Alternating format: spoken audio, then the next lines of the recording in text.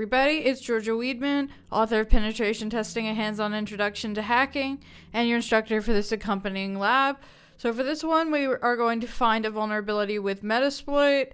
This is Windows-based. The Windows-based ones, the IP addresses are a little bit different. It's going to have the IP address, which is going to be 10 dot something. It's the IP address of the target is going to be on the desktop.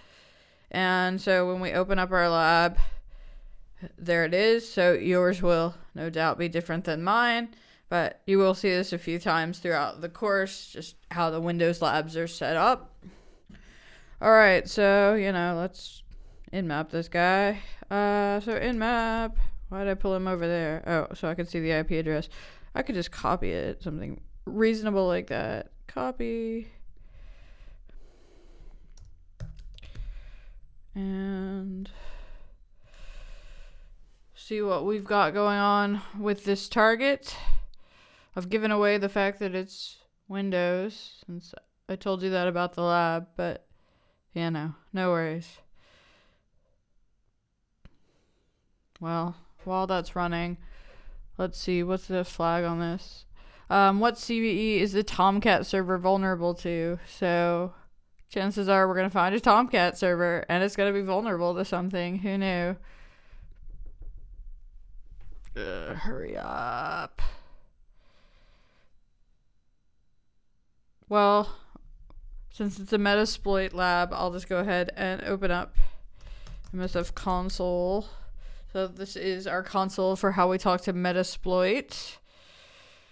And we can look at Metasploit modules. I haven't shot all these entirely in order, so I'm not sure. And you guys might not be doing this entirely in order too.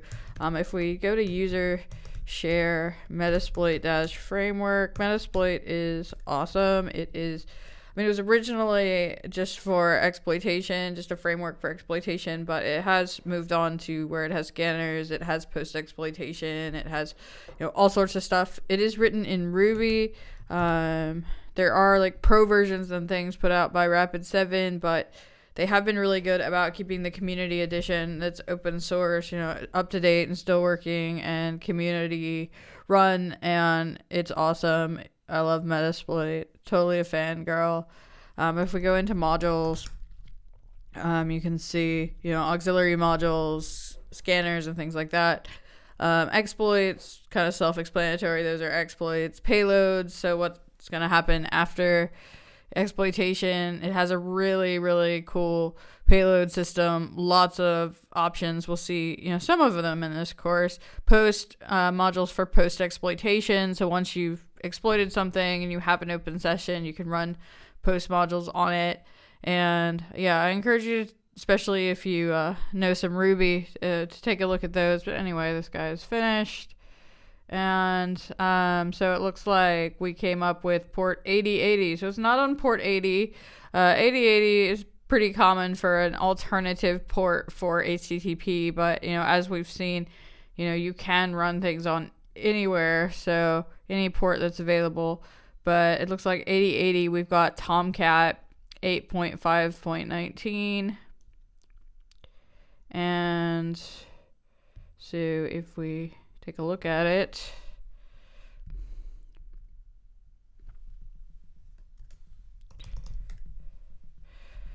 sure enough, we've got Apache Tomcat here. Manager.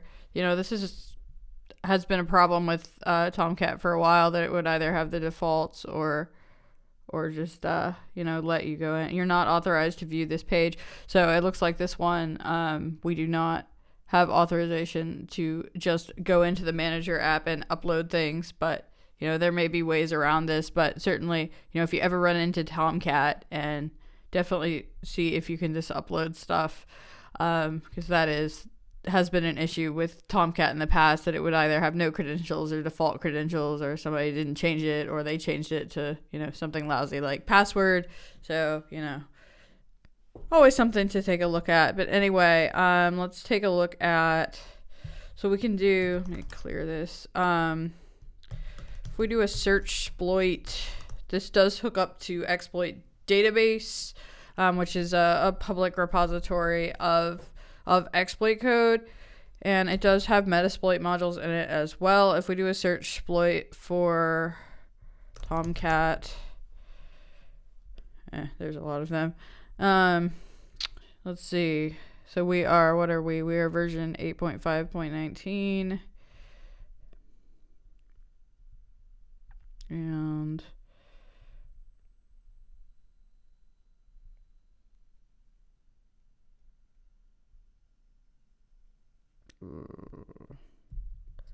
I actually think it's this one, remote code execution via JSP, but it doesn't have a version, so always a dangerous thing to do here. But I'm gonna open up Google so you get to see the news of the day. And so Tomcat 8.5.19 exploit. Okay. And let's see what it has here. Security vulnerabilities.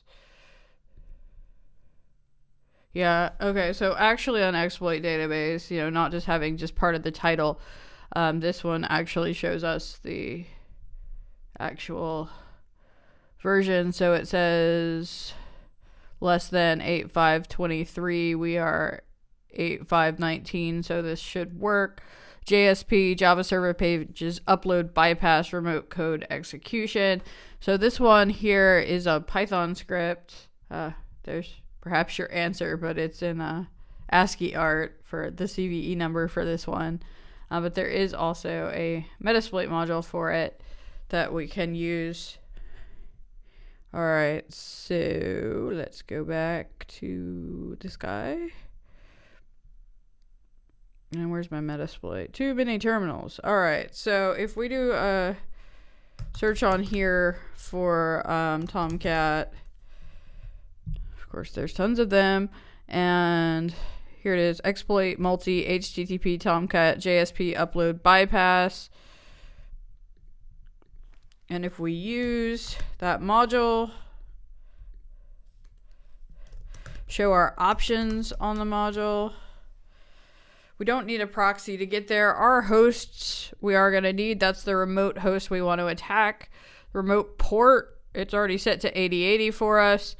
That's the typical port for Tomcat. We're not using SSL. This is HTTP based, so we can leave that as default. Target URI, if it's installed at some place other than the root, then we could put that in there. Ours is not. It just pops up right at the root, so we can leave that.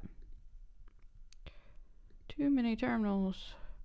And it's not on a virtual host. We've got automatic targeting. So all we need to tell it set. So to set an option, say set the option we want to set, which is our hosts. And naturally, I've lost my IP address through copy paste.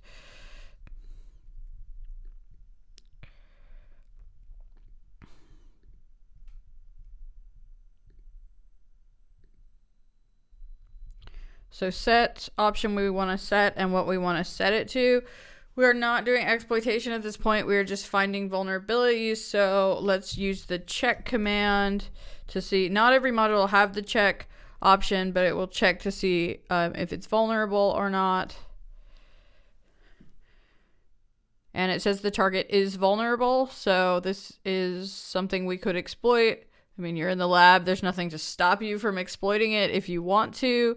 But also if we do an info on the module, it will tell us, because remember what our flag actually is what is the CVE number. We saw it in that Python script in ASCII art, but here's for the references, it will have the CVE detail, so the common vulnerability exposure. So whatever the vulnerability number is that this module is designed to exploit, it will have those references on the info part of the module as well. So that should be your answer to your flag.